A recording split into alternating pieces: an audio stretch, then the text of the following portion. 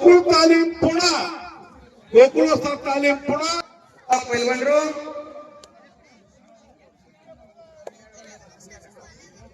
ऋषभ मालकोडे पैलवानರು सांगली पैलवानರು ಅವರು ಸಹ 90 ಕೆಜಿ ದೇಹದ ತೂಕ 23 ವರ್ಷ ವಯಸ್ಸು ಮೈದಾನ ಮಧ್ಯದಲ್ಲಿ ಇನ್ನೊಂದು ವಿಶೇಷ ಪದ ಶಿರಾಂಗಲಕ್ಕೆ 5-10 ಕಿಲೋಮೀಟರ್ ಹೋಗಿ ನಡ್ಕೊಂಡು ಹೋಗಿ ಉದ್ಯೋಗ ತಮ್ಮ ಬೆವರ ಸ್ಪರ್ಶಿ ಉದ್ಯೋಗ ಹೊರಡುತ್ತಿದ್ರು.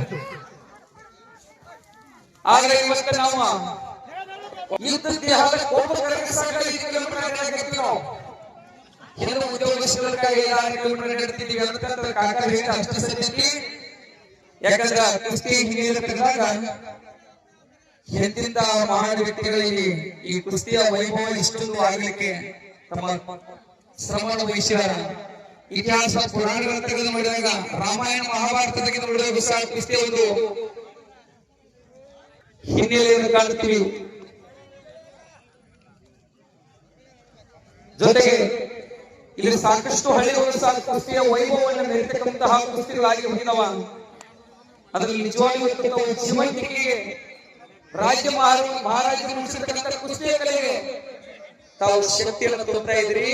ಭಗವಂತ ತಮಗೆ ಹಿಂಗ ಶಕ್ತಿಯನ್ನು ಕೊಡ್ಲಿ, ನಿಮ್ಮ ಆಯುಷ್ಯ ಕೊಡ್ಲಿ, ಪೈಲ್ವಾನ ಬೆಳೆಸತಕ್ಕಂಥ ಶಕ್ತಿಯ ಕೊಡ್ಲಿ, ಸಾಮರ್ಥ್ಯ ಕೊಡ್ಲಿ, ಜೊತೆಗೆ ತಮಗೆ ಸಮೃದ್ಧಿ ಕೊಡ್ಲಿ ಅಂತ ಹಾರೈಸಿರ್ತಕ್ಕಂತಹ ನಮ್ಮ ಮಾಜಿ ವಿಧಾನ ಪರಿಷತ್ ಸದಸ್ಯರಾಗಿರ್ತಕ್ಕಂಥ ಜಮಖಂಡಿ ಪೈಲ್ವಾನರ ನಿಜವಾಗ್ಲೂ ಹೃದಯದ ನಮ್ಮ ದೇಶದ ಚಪ್ಪಾಳೆ ತಟ್ಟಿ ಅಭಿನಂದನೆ ಸಲ್ಲಿಸೋಣ.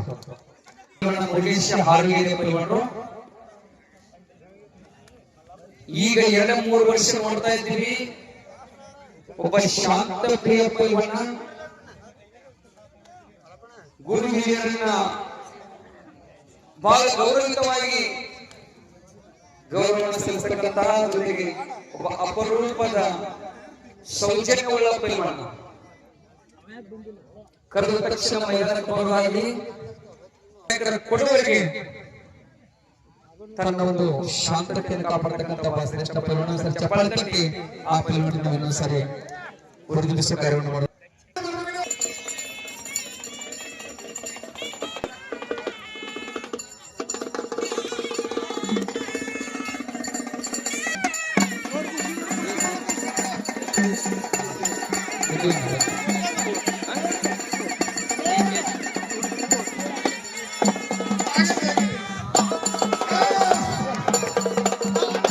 ಬಹಳ ಶ್ರೇಷ್ಠವಾಗಿ